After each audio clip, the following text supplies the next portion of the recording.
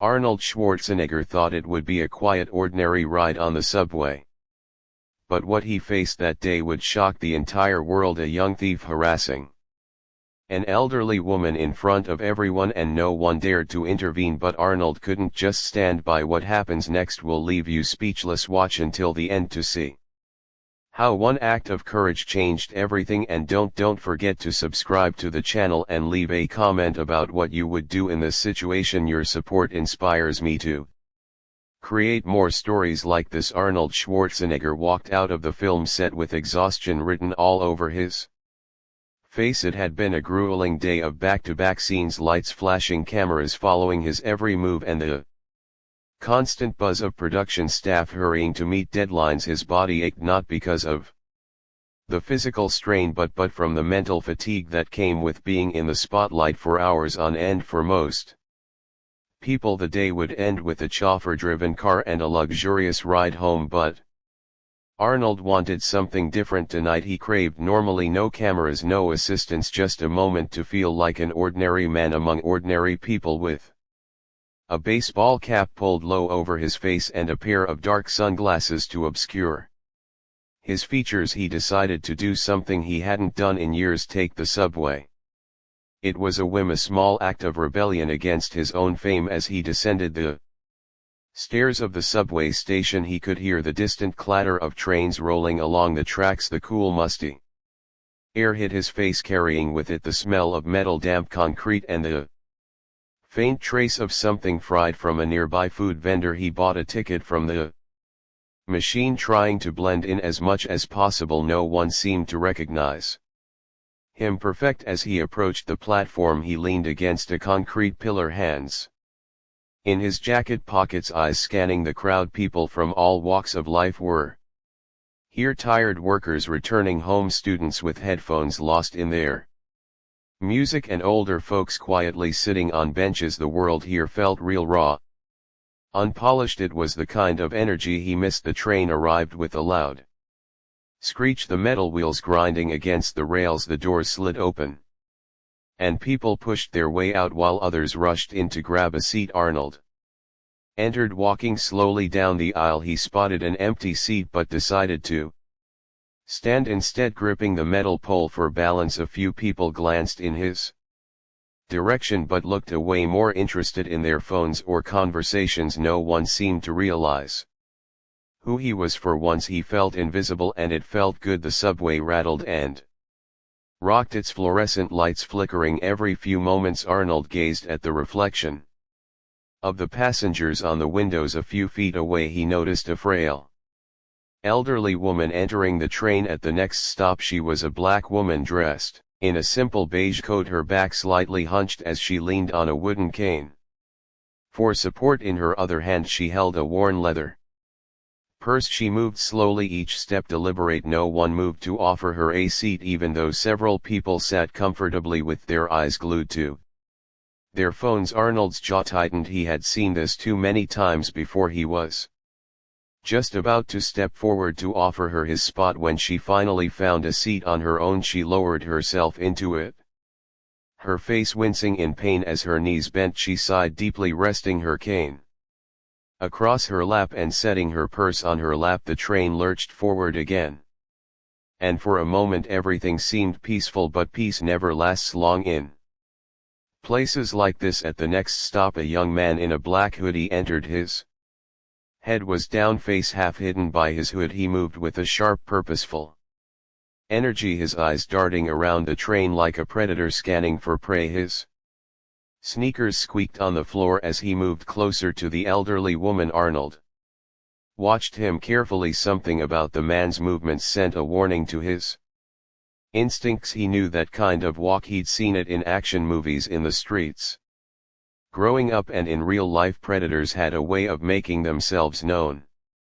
even when they tried to act casual. The young man glanced around, checking if anyone was watching him, satisfied that everyone was too absorbed in their own world. He leaned forward. "Hey old lady," he sneered, his voice low but sharp enough for those nearby to hear. "That bag looks heavy. Why don't you let me hold it for You, the elderly woman looked up, her eyes narrowing with confusion and fear. I don't need help, young man, please leave me be, she replied, her voice shaking but firm. Come on grandma, he said, stepping close, his tone more aggressive now. I said give me the bag, don't make me ask twice. People around them shifted uncomfortably, but no one intervened. Heads turned away, eyes focused on phones. Some lowered their gaze, pretending they didn't hear a thing. The woman gripped her bag tighter, pulling it closer to her chest. Don't be stupid, lady.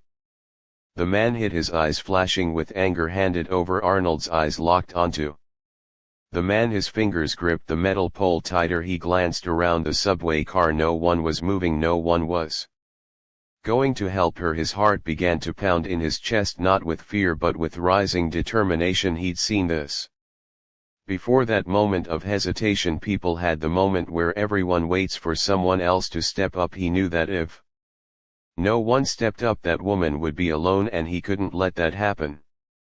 Arnold took a deep breath, slid his sunglasses off and placed them in his jacket pocket, his eyes sharp and focused, locked onto the predator like a lion ready to pound. Slowly he let go of the metal pole and took a step forward. Hey, he said in a calm but commanding voice. The man froze, his eyes narrowing as he turned toward Arnold. For a second he sized him up, trying to determine if this was a threat or just another bystander trying to act tough.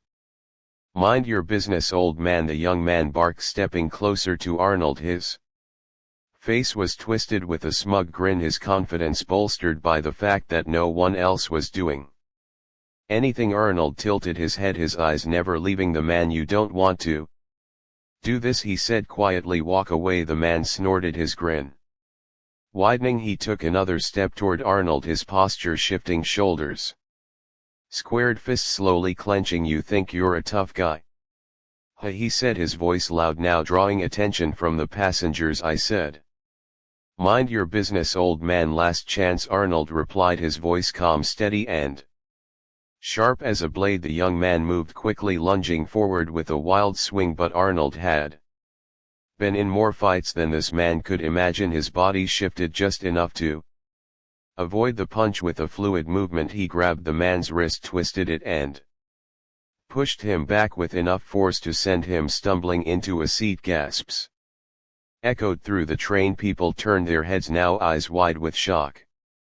Phones were raised, cameras recording. The elderly woman watched, her eyes filled with awe and disbelief. The man shot back to his feet, furious now. His eyes darted left then right like a trapped animal looking for an escape, but instead of running he reached into his jacket pocket. For a moment Arnold's eyes narrowed in caution, ready for the worst. The young man yanked out a small red canister, a pepper spray can. Before anyone could react he raised it and sprayed it directly into Arnold's face. Arnold stumbled backward, his hands clutching at his face. The stinging was immediate, like fire burning his eyes and skin. Gasps and shouts filled the train as people recoiled. Yeah, how tough are you now, huh? The man yelled, his confidence restored. He waved the can of pepper spray in the air like a trophy. Bet you didn't see that coming, huh, old man? Arnold's knees buckled, but he stayed on his feet. His eyes were squeezed shut, his face twisted in pain. He could hear the man laughing, could hear the gasps of passengers, could feel the searing burn in his eyes, but something deep inside him refused to quit. He didn't know who he was messing with. The young man glanced at Arnold one last time, his smug grin unwavering. Then he turned toward the subway doors as the train slowed. Next stop, I'm out, he muttered, but Arnold wasn't done, not yet. Not even close. The predator was about to learn the hard way what happens when you corner a lion. The subway door slid open with a hiss and the young man moved quickly toward the exit, his head turning back once to glance at Arnold. He saw the actor still rubbing his eyes, his face contorted in pain, feeling a surge of confidence. The man grinned, walking with more swagger. Yeah, that's right, stay down, old man, he muttered under his breath, stepping off the train onto the crowded platform. People parted around him, unwilling to get in his way. He kept his head low, hands in his hoodie pocket, trying to blend into the sea of commuters. He thought it was over. He Thought he'd won. He had no idea what was coming inside the train. Arnold's chest heaved as he sucked in deep steady breaths. His eyes burned like they were on fire, the pepper spray doing its job. His vision was blurred, his face slick with tears and sweat, but he wasn't the kind of man who gave up easily, blinded or not. His instincts were sharper than most. He had been in far worse situations on and off the screen. He trained his mind and body for moments just like this. Somewhere in his mind a voice echoed, "Pain is temporary, discipline lasts forever." Gritting his teeth, he forced his eyes to open, blinking rapidly to clear them. Shapes and colors blurred together, but he could make out the platform.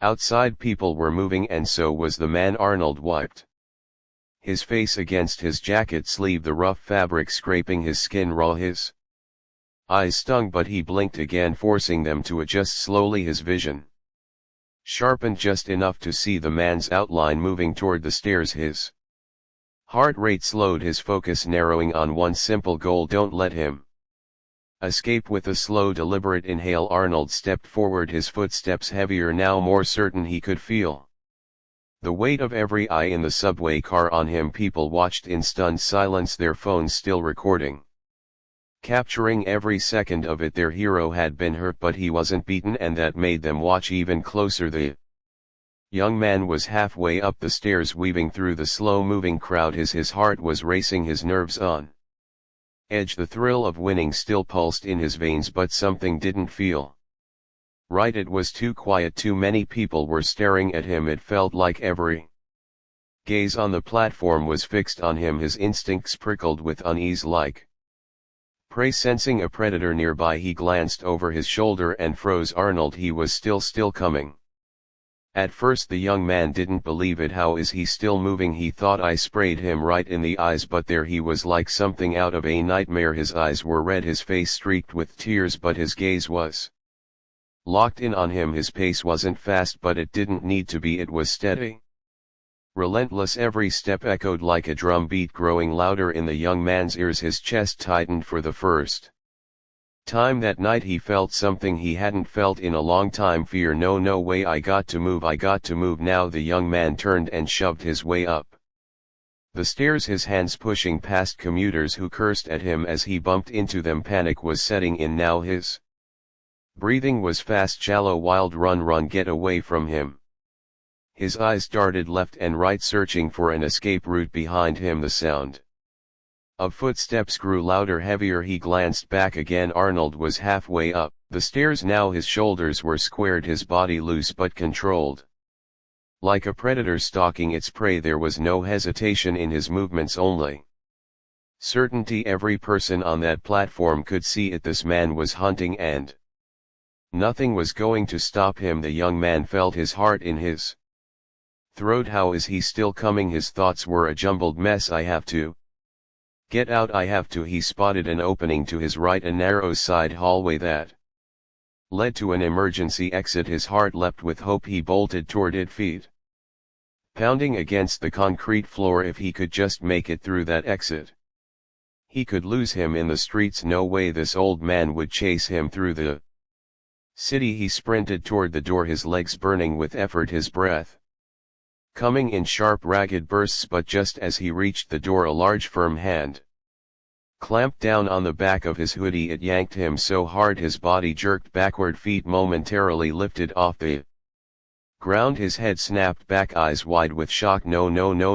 Before he could process what was happening, he felt himself spinning in midair. His back hit the cold concrete floor with a loud, hollow thud. The air rushed out of his lungs, and for a moment he couldn't breathe. His eyes darted around, disoriented and gasping for air. When he finally refocused, he saw the shadow looming over him. Arnold Schwarzenegger stood above him, his face a mask of calm fury. His breathing was heavy but steady. His eyes were locked onto the young man, like a lion staring down prey it had finally cornered. He didn't say anything at first.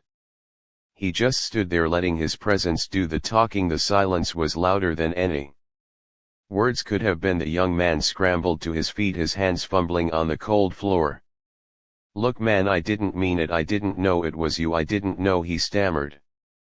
His hands raised in surrender, his eyes darted around looking for an escape, but there was nowhere to run. Doesn't matter, Arnold said, his voice low and cold. You knew exactly what you were doing. The young man shook his head frantically. No, I was just messing around, man, come on, we're cool, right, we're cool. Arnold's eyes narrowed. Cool? You sprayed me in the face, you threatened that old woman, you think that makes you cool? I didn't mean it, man. The young man took a step back, palms still raised. I didn't know it was you, I swear, I swear. Arnold took a slow, deliberate step forward. The young man stepped back. Another step forward, another step back. He's playing with me, the young man realized with a sinking feeling in his chest. He's doing it on purpose. You think it matters who I am? Arnold asked, his voice calm but sharp as a razor. You think people only deserve respect if they're famous? That old woman, she deserved your respect. You didn't give it to her. Now you'll learn. The young man's breath quickened. Look, I'll give her back her stuff, I'll give it all back. His hands fumbled for his pockets, pulling out the old woman's purse and holding it up like a peace offering. Here, take it, just let me go, man. Please. Arnold didn't blink, his gaze never wavered. Slowly he reached for the radio on the platform wall. He pressed the emergency call button, his eyes still locked on the young man. Yeah, this is Arnold Schwarzenegger, he said into the speaker, his voice like cold steel. I got a problem here, got a thief who likes to bully old ladies. The young man's face went pale, his heart dropped into his stomach. No, please man, don't do this, don't do this. I got a family, man, I got people I got to take care of. Arnold's eyes were like stone. Should have thought about that before you pulled that spray. The young man sank to his knees, his hands clasped together in a desperate plea. His voice cracked as he begged, please man, please, I'll do anything, I'll do anything. Yet Arnold said, his voice as steady as ever, you'll wait for the police. Moments later the wail of sirens echoed from the street above. The young man sat on the ground, head hung low, eyes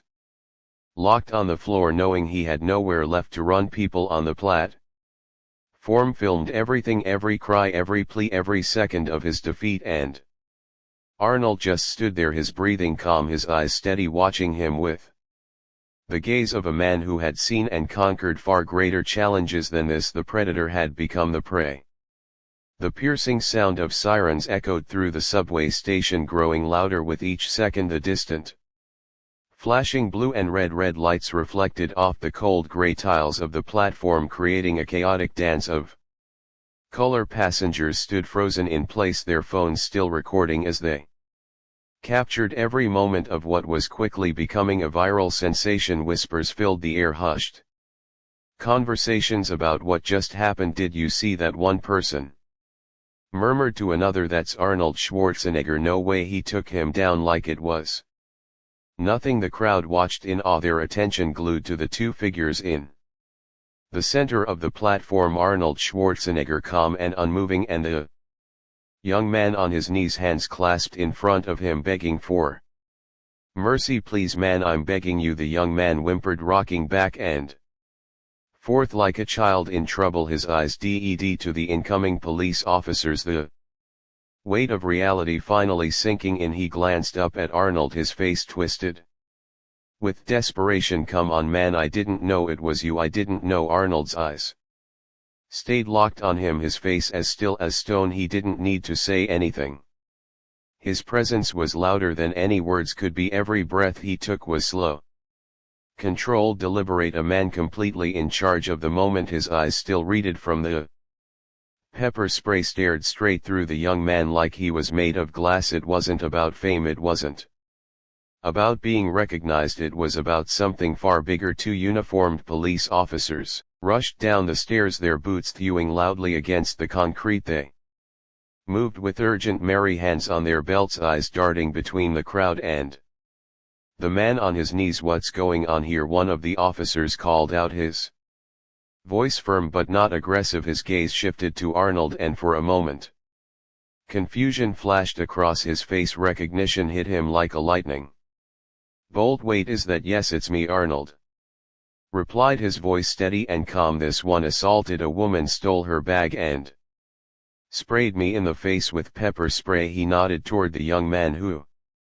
immediately lowered his head, his hands now covering his face like a shield. On your feet, barked the second officer, a burly man with a thick mustache. He stepped forward, grabbed the young man by the back of his hoodie and yanked him up with ease. Hands behind your back now. The young man winced as the officer twisted his arms behind him and slapped on a pair of cold steel handcuffs. The distinct metallic click echoed louder than it should have, as if the entire station had gone quiet just to hear it. Man, come on please, the young man begged, struggling as the officer gripped his arm. It wasn't like that. I didn't know who he was. It doesn't matter who he was, the mustache officer growled, pulling him forward. What matters is what you did. Come on, man. The young man's voice cracked, his face twisting into something that resembled a sob. I got family, man. I got people that need me. His eyes darted around the platform looking for sympathy, for someone to speak up for him, but all he saw were cold stares and camera phones pointed right at him. No one was on his side, not this time. The officer shook his head and pulled him toward the stairwell. You should have thought about that before you acted like a big shot, he muttered, his grip firm. The young man hung his head, his body slouched in defeat as they led him up the stairs. Arnold stayed where he was, his body finally starting to relax. His shoulders dropped slightly and he let out a slow, steady breath. He reached up, wiping his face with the inside of his jacket sleeve again, trying to clear the lingering sting from his eyes. It didn't matter how tough he was, pepper spray hurt. No amount of fame or muscle could change that, sir. The first officer approached him now, his expression a mix of awe and concern. Are you okay? Do you need medical attention? I'm fine, Arnold said, his voice calm but firm. Just a little burn, I'll walk it off. He glanced towards the direction where the officers had taken the young man. His gaze lingered there for a moment before he spoke again. Make sure he understands what he did, not just to me but to her. He turned his head towards the elderly woman still sitting quietly in her seat.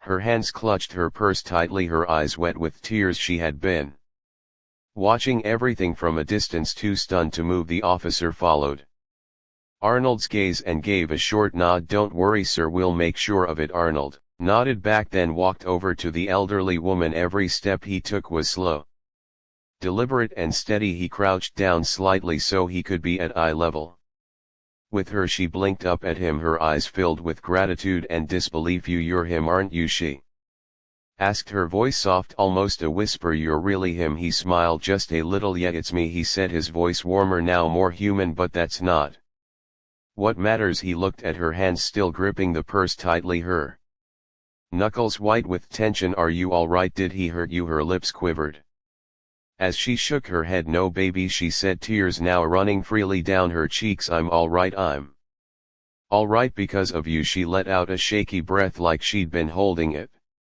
in for far too long. Her eyes gazed at him with admiration and something deeper, something closer to hope. Thank you, she whispered, her voice cracked as she reached out and placed a trembling hand on his arm. Her fingers were small, her touch light, but it felt as powerful as a thunderclap. Thank you, young man, you didn't have to do it, but you did. Arnold placed his hand gently over hers, his fingers wrapping around hers like a shield. We all have to do it, he replied, his eyes steady, his voice unwavering. That's the only way it changes. A ripple of silence moved through the platform. No one spoke, no one moved. The only sound was the faint hum of the subway system in the background. It wasn't just words, it was a statement, one that would stay with the people on that platform for a long time. The officer nearby cleared his throat, breaking the moment. Sir, if you'd like to file a formal report, we can have you come to the station, he said, his tone now more respectful, more careful. He glanced at Arnold like he was talking to royalty. No need, Arnold said as he rose to his feet. You've got the cameras, you've got the witnesses. He glanced around at the passengers, many of whom were still recording on their phones. Plenty of proof right here, the officer nodded, already knowing that the video footage would be all over the internet in minutes. Yeah, I'm sure it'll be all over The place, he said with a smirk as if on cue. One of the passengers called out, "It's already on Twitter, man, you're a legend." Arnold. Laughter rippled through the crowd, a release of tension after everything that had just happened. Arnold raised his hand, waving it off like it was nothing. "Just doing my part," he said, stepping back toward the subway doors. But before he stepped on, he glanced one last time at the elderly woman. She smiled at him, her tears finally slowing. She gave him a small nod and he returned it. No words needed, they both understood. The subway doors slid shut behind him with a soft hiss. The train began to move, the hum of the tracks filling the air again. Passengers were still talking about what they just witnessed, their phones buzzing with notifications as they uploaded their videos to social media. Arnold leaned against the wall of the subway car, his eyes still burning, his heart still steady. He didn't need applause, he didn't need a medal. All he wanted was for people to remember, not his name, not his fame, just the moment. The moment someone decided to stand up, the moment people stopped being afraid to act. And if just one person watching that video decided to stand up next time, it would be enough. The train moved on, the world outside a blur of lights and darkness. Inside, people sat a little straighter. They watched each other with new eyes. They remembered what it looked like to be brave. They had seen a hero and they knew they could be one too. The sun had just begun to set when the viral storm hit social media like a tidal wave. Videos of Arnold Schwarzenegger's confrontation with the young man were flooding every major platform. Twitter exploded first with hashtags like #SubwayHero, #ArnoldVA and #Respect the Elderly trending worldwide. Short clips captured every key moment: the confrontation, the pepper spray attack, Arnold's unyielding pursuit, and the ultimate takedown on the platform. News outlets picked it up almost instantly. Reporters scrambled to frame headlines like "Arnold Schwarzenegger takes down subway thief in real-life action movie," and "From Hollywood hero to subway savior." The internet was on fire. Comments flooded every post. "That dude really thought he could punk Arnold Schwarzenegger. Big mistake. How you going to spray the Terminator and think you're walking away, bro?" Was wild. In respect to Arnold, a legend on screen and in real life. As millions of people shared the video, something unexpected began to happen. Instead of just focusing on Arnold's heroic actions, people zeroed in on the true heart of the story: the elderly woman. He had defended her quiet dignity as she clutched her purse, her soft smile as she thanked him, and her parting words, "You didn't have to do it, but you did," became the most repeated line across every social media post.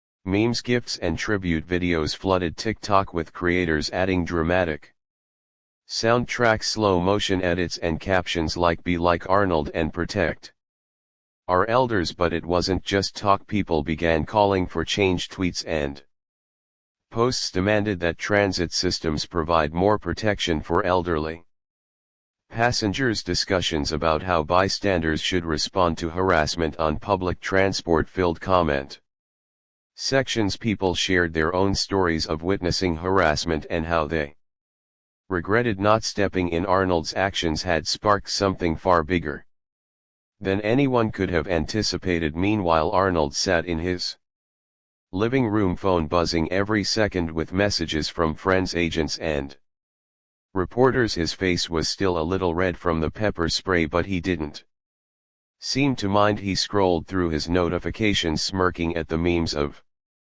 himself chasing the thief down the subway stairs. One of them had the caption, "When you mess with a lion, don't be surprised when it chases you." He chuckled at that one. His phone rang. It was his longtime friend and agent, Joe. "Arnold, buddy, you're everywhere right now. TV, Twitter, TikTok, you're the number one trending topic on the planet." "I know," Arnold replied, his voice calm but amused. "I didn't expect it to blow up like this." "Didn't expect it?" Joe laughed. "Come on, man. You're the Terminator in real life. People eat this stuff up. You know the media is going to want interviews. Everybody wants to hear from you. CNN, Fox, BBC, they're all calling me. You want me to set something up?" Arnold rubbed his face, still feeling the slight sting near His eyes: no, I'm not doing it for cameras, Joe, I'm not doing it for that. Yeah. I know, Joe replied, his tone shifting to something more serious. But listen, people are talking about change, man. They're calling for better security on subways, more respect for elders and all that. You could be a voice for this. People are looking at you like a leader right now. You've got the power to do something with this. Arnold leaned forward, elbows on his knees, his eyes focused on the floor. Joe was right. This wasn't just a viral moment, it was something bigger. People were waking up. Maybe it's time to say something, he thought. After a pause he said, all right. I'll make a statement, but I'll do it my way. The next day Arnold sat at his desk, setting up his phone for a live video. His face was calm but focused, no gimmicks, no Hollywood theatrics, just him, the way people had seen him on the subway, real, direct, honest. With one tap he went live on Instagram. Tens of thousands of people joined within seconds. Comments flooded in at lightning speed. Yo, it's Arnold, legend man, tell us how it felt to take that dude down. Arnold leaned forward, his hands folded in front of him. He glanced at the screen, pausing for a moment before he spoke. All right, he began.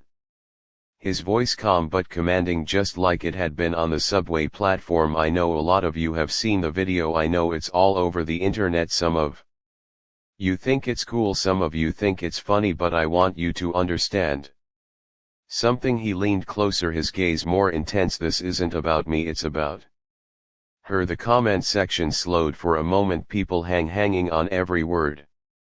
That woman, he continued, she was alone, surrounded by people, but still alone. You saw it. Nobody moved, nobody helped, not until I did, and that's not okay. He shook his head slowly, his eyes filled with quiet frustration. This isn't about being a hero, it's about doing what's right. If you see someone being harassed, don't wait for somebody else to step up. Be the one who steps up. You don't have to be strong, you don't have to be famous. You just have to care. The comment section exploded. Tell him, Arnold, respect the legend. This man just became my new life coach. He sat back, letting out a long breath. I didn't do anything special. I did what anyone should do, but here's the truth. Too many people think somebody else will handle it. Too many people look away, hoping it's not their problem. That has to stop. His voice sharpened. If you're on a train, on a bus, at a store, and you see someone being hurt, speak up. Act, call for help, but don't just sit there. The comments started to shift. People shared stories. I saw something like this last week and I didn't do anything. Never again. This man is right. We all have to be better. I'm saving this video to remind myself to be brave. Arnold's eyes softened. I know it's scary, I know, but courage isn't about not being scared, it's about acting even when you are. You think I wasn't scared when I couldn't see. You think I wasn't scared chasing that guy. Of course I was, but I kept going. That's courage. He let the silence hang for a moment, then nodded. That's all I wanted to say. Stay strong, look out for each other. He raised a hand to the camera. And remember, if you see something wrong, be the one to make it right. He ended the live video. It took less than 10 minutes, but within an hour it had over 2 million views. The video was reposted on every major social media platform. People edited it, added music, turned it into motivational clips.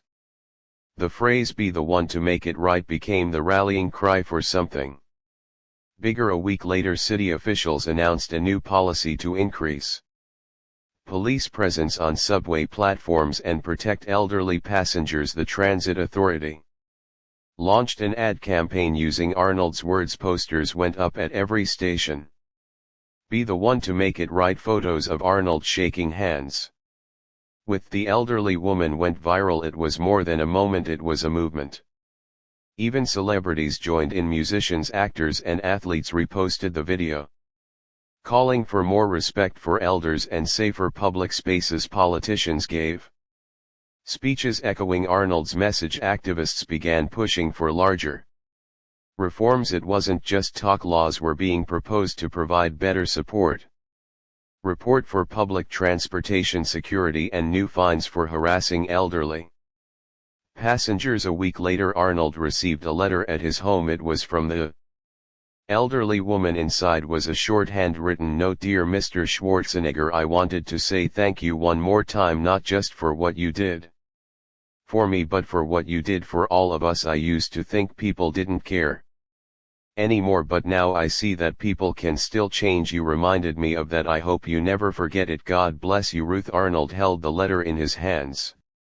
Reading it twice, he folded it carefully and placed it on the shelf above his desk right next to his trophies and awards. But this wasn't just another trophy. This one meant more. It wasn't about fame, it wasn't about movies, it wasn't about being strong, it was about being right. The city buzzed with conversation. News stations, social media feeds and public forums were all consumed by one story: Arnold Schwarzenegger's heroic act on the subway. It wasn't just another viral moment, it had become a symbol of courage, justice, and standing up for what was right. Footage of the event played in a loop on television screens in diners, gyms, and barber shops. Clips of Arnold chasing down the thief were paired with dramatic music edits online, and his words, "Be the one to make it right," echoed in captions and hashtags everywhere. People weren't just watching, they were listening. But for Arnold, life carried on as usual. No grand celebrations, no media circus. He wasn't chasing attention. He was a man who had lived his whole life in the spotlight, and he knew how fast it could turn. Fame wasn't the reward he sought. His reward was seeing people do better, even if just a little. He sat at his kitchen table sipping on a protein shake, the morning sunlight spilling in through the wide glass window. His phone buzzed on the counter every few seconds, texts from friends, news alerts, and interview requests. He ignored most of them. His mind was focused on something else entirely. His eyes glanced at the letter from Ruth, the elderly woman he'd helped. It sat folded neatly on the table next to him. Her words stayed with him. "You reminded me that people can still change." He picked it up again, reading it slowly, like it was the first time. Her handwriting was wobbly but clear. It wasn't just gratitude, it was hope. His phone buzzed again. This time it wasn't just another notification, it was a name he recognized. The mayor's office. He raised an eyebrow and swiped to answer. "Yeah, this is Arnold," he said, leaning back in his chair. "Mr. Schwarzenegger," said a polished voice on the other end.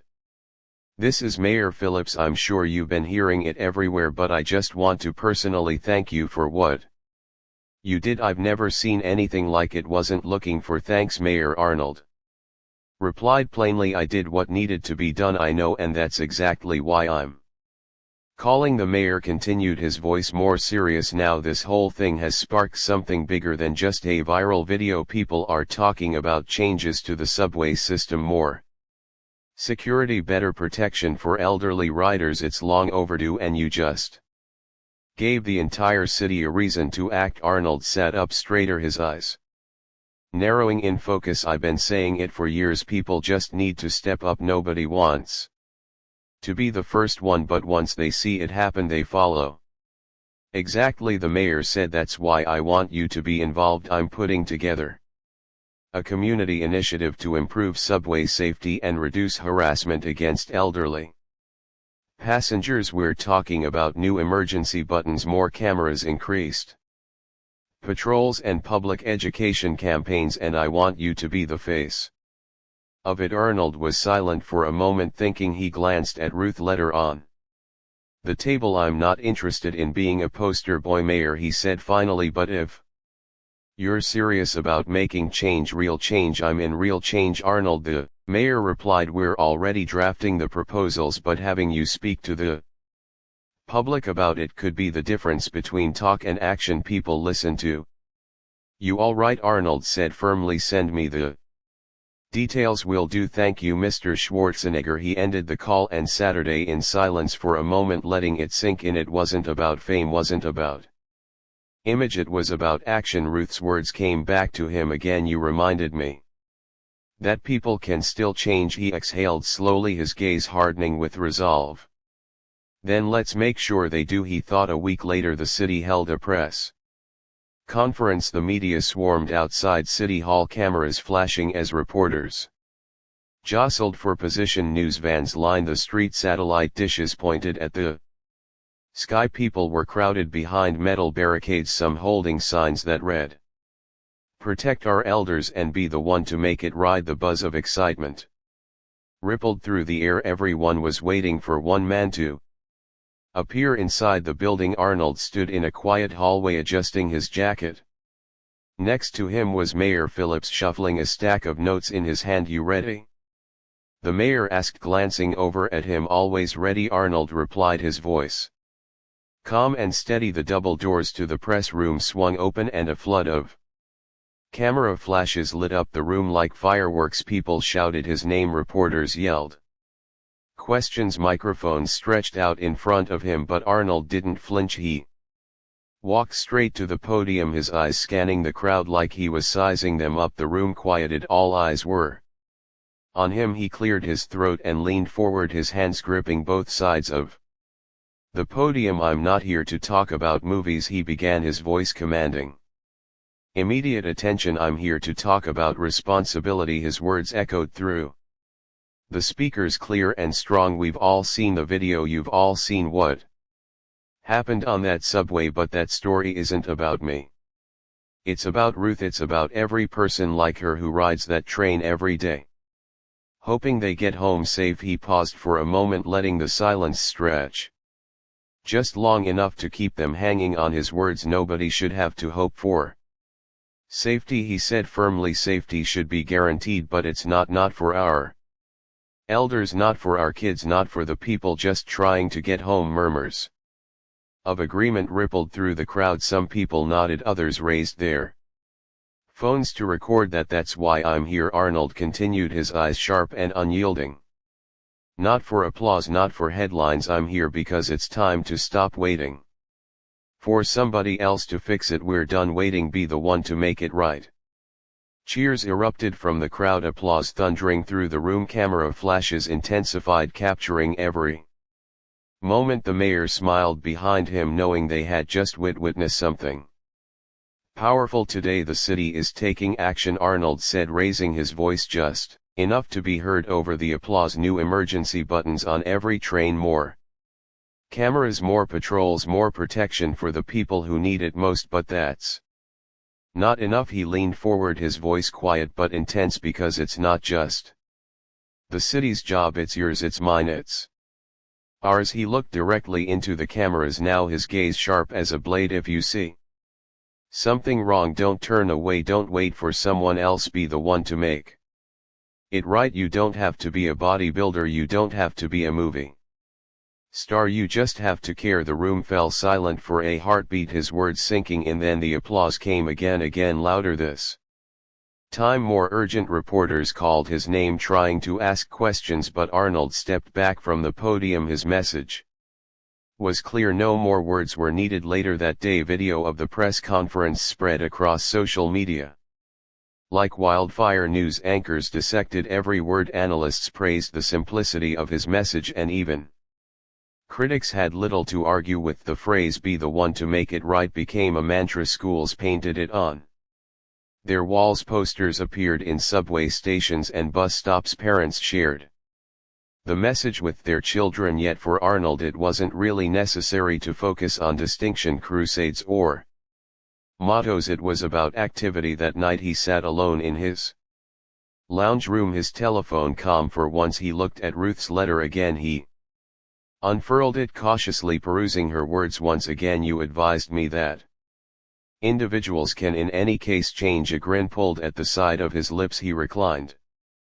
in his seat, arms crossed behind his head, eyes shut. For once he permitted himself a snapshot of harmony. No cameras, no groups, simply the calm information that something had changed, not simply in Ruth, in that frame of mind, as well as in each and every individual who had observed in the distance on some metro stage or swarmed road. The next Ruth would step onto a train, and when she did, perhaps quite possibly somebody would be prepared to stand up on the grounds that now they understood what it resembled, and that was an adequate number of days had passed since the public interview. Yet the gradually expanding influence of Arnold's words kept on developing further, the expression "be the one to make it right" was at this point not simply a message, it had turned into a development.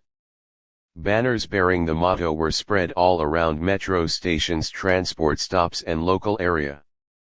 Focus's reporters rehashed it during communicates and hashtags overflowed social media, empowering individuals to share accounts of mental fortitude, activity and minutes. Where observers had moved forward to help other people, individuals shared recordings of themselves offering seats to old travelers, stepping in during snapshots of irritate-assment, and in any event, standing up to menaces in schools. The world was changing and it was difficult to disregard. Arnold avoided the spotlight for some time. He didn't have to be the essence of each and every mission. He'd previously done his part. However, one day a message showed up on his telephone that grabbed his eye. It wasn't from a specialist, a journalist, or even the city hall leader's office. It was from Ruth. A similar Ruth he had helped on the metro. It was a short message, a couple words: "Assuming you have time, I might want to meet with you. Thank you again." Arnold gazed at the directive briefly. He didn't hold back. He answered, "Let me know where." The next evening Arnold showed up at a little public venue in the core of the city. It was a straightforward one-story block, working with a hand-painted sign that read "Southside People Group Focus." There were kids playing b-ball on the close-by court there. Chuckling reverberating in the air. A little gathering of older men sat at a metal outdoor table playing chess with centered power. It was serene, standard, the very sort of spot Arnold preferred. He left his truck close by. Furthermore, ventured out, pausing for a minute to change his coat, his eyes still somewhat red from the waiting impacts of the pepper splash filter. The region he spotted Ruth sitting on a seat close to the entry, her wooden stick leaning against her leg. She appeared to be unique this time, more grounded, more settled. Her jacket was a profound burgundy variety, newly cleaned and squeezed. She had a specific pride in her act, like she was as of now no longer hesitant to be seen. Arnold strolled toward her, gradually giving her chance to remember him. When she saw him, her eyes lit up and a grin crawled onto her face. She gradually rose from the seat, resting on her stick, her eyes never leaving him. "Well, look who it is," she said, her grin wide, warm and real. "The man himself." Arnold grinned back. "I assumed if Ruth has any desire to meet, then I ought to be there." She laughed delicately, her eyes brimming with warmth. "You figured right, child. Plunk down, compelling reason. Need to stand like you're on a red cover." She waved her hand toward the seat and Arnold sat next to her, his huge edge making the seat stream marginally. He inclined forward, resting his elbows, kneeling down, looking over at her. They sat peacefully, briefly watching the children play b-ball and the elderly people men quarrel about a chessboard. It felt regular, serene. Sooner or later Ruth spoke. "I needed to see you up close and personal," she said, her voice low and smart. "I needed to thank you again, not only for that day on the tram, however, for all that you did after." She turned her head to check him out.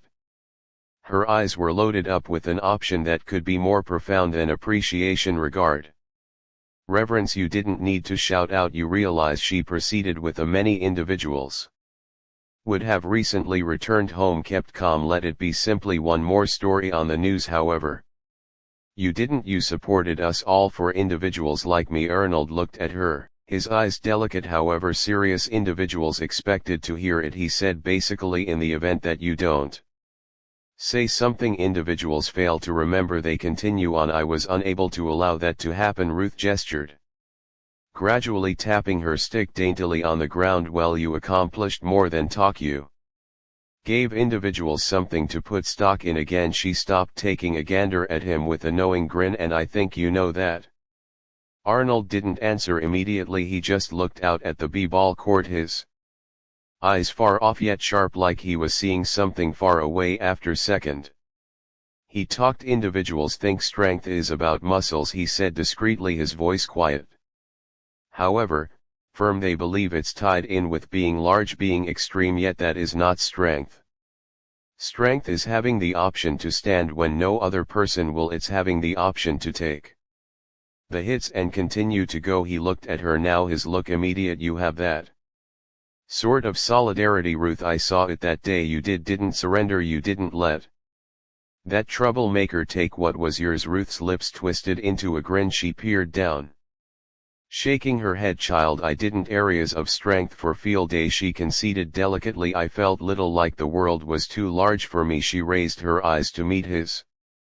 However, when I saw you get up after he splashed, a large number of you could scarcely see him. You actually pursued him. She pointed a finger at him, her eyes sharp with pride. That is the point at which I understood something. I understood that perhaps I don't must be apprehensive any longer. Her words lingered palpably like the last note of a tune. They didn't have to say much else. The two of them realized it. Might I at any point ask you for something, Mr. Schwarzenegger? Ruth asked, shifting her head to the side. Call me Arnold, he answered, his voice light with humor. Good Arnold, she said, laughing. Might I at any point ask you for something? Anything, he answered, inclining forward. Ruth's face became serious. Don't bring. She looked him to an abrupt halt, her look unfaltering. Don't quit discussing it. Don't quit advising individuals to stand up.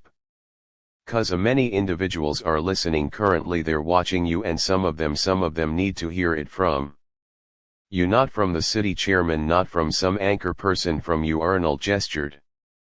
Gradually his eyes locked on hers. I won't stop, he said with full confidence. Not until they become familiar with her face, mellowed, her eyes sparkling with something that looked like expectation. Great, she said, tapping his hand. Since we really want you, child, the world requirements individuals like you. They stayed there for some time longer, looking at everything. What's more, nothing. She recounted her late spouse, about bringing up her children, about the Southside public venue and the work they accomplished for youngsters in the local. Arnold listened, gesturing, chuckling at her jokes, absorbing each word like he was finding an old companion. When the time had come to leave, Ruth stood gradually, holding her stick with both hands. Arnold remained alongside her, prepared to offer help, yet she waved him off. I got it, she said solidly, giving him a wink. Don't child me now, Eliminator, he chuckled, shaking his head. Yes ma'am. As she began to leave, she looked behind her one final time. Be the one to make it right, she said, her voice firm yet kind. Remember that, Arnold. He lifted a hand in a little salute. Never. She gestured, her grin as wide as could be expected, and gradually strolled toward the entry of the public venue. Arnold watched her until she vanished inside. Then he turned towards the road, his eyes noticing a gathering of kids playing ball close by. They didn't see him from the get-go. In any case, one of them did a twofold take. His eyes went wide and he elbowed his companion, highlighting Arnold. Yo, that is him, that is Arnold, the kid hollered, dropping the ball. Hello Arnold, be the one to make it right. The children chuckled and waved, yelling the expression like it was a respectable symbol. Arnold lifted his hand in a wave, a wide smile spreading across his face. He watched them briefly longer, his heart lighter than it had been in days. He strolled toward his truck, his considerations calm yet clear. The world was flawed, it never would be, yet for the initial time in quite a while he felt like perhaps, quite possibly, it could get better, not as a result of him, but since individuals were at long last beginning to have confidence in themselves. He moved into his truck, shut the entryway, and stayed there briefly, letting the tranquility of the world settle around him. The sun was setting, projecting a warm sparkle over the city. He pulled down the sun visor, looked at himself in the mirror, and grinned. Be the one to make it right, he thought each day. With that he turned over the motor, pulled away from the check, and crashed into the nightfall. Yet this time he wasn't simply a traveler, this time he was driving the way. What a staggering story of grit and equity. Arnold Schwarzenegger's activities help all of us to remember the force of supporting what's right in the event that you were motivated by this story. Try to like the video, buy into the feed, and offer your considerations in the remarks. What might you do in that situation? Your help assists me with making more stories like this, so remain tuned for All the more remarkable substance. See you in the following one.